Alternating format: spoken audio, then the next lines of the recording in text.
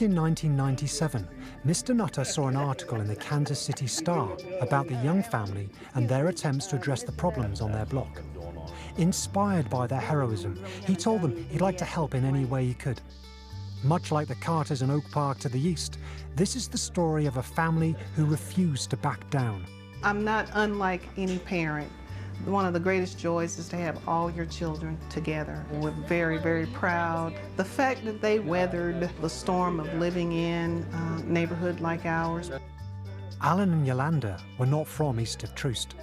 In 1987, as a growing family, they decided to move into a house here that Alan would flip. They had no idea what their new block was really like. One day I was sitting in the living room watching my favorite show, Cops.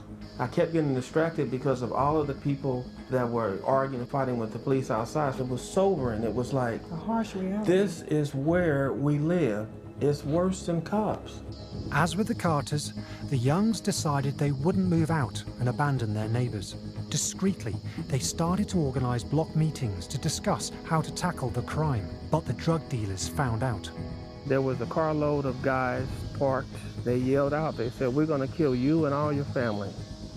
That was a frightening moment where, you have to decide that God is more for you than the whole world against you. There were several incidents like that, I There's think. several Threats on our lives just because we were trying to make our neighborhood better. They refused to give up. This was a community they felt had been abandoned by the authorities. The philosophy was contain the drugs and the crime and the blight in one area. Okay, keep it in that area so it doesn't migrate into the nicer parts of town. The Youngs would call the police and they wouldn't come. Alan knew that he needed their help to defeat the gangs, and so in the late 1990s, he met with a senior officer at the local patrol station. He said, "We don't know who our friends are in that neighborhood." And at that point, I said, "Well, now you know me, and I am your friend. We need you to help us make our neighborhood better."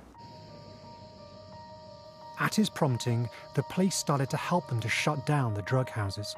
The streetlights were fixed, and the Youngs and their neighbours started to clean up the area. It's a time their children still remember. My parents really were pioneers in this area with getting things started. Neighborhood cleanups each weekend isn't the norm for the average family. It's changed drastically. I mean, when we were younger, I think my parents even had fears of us just going out to the front yard. Drug houses are gone. It's nice to not have to worry about stray bullets.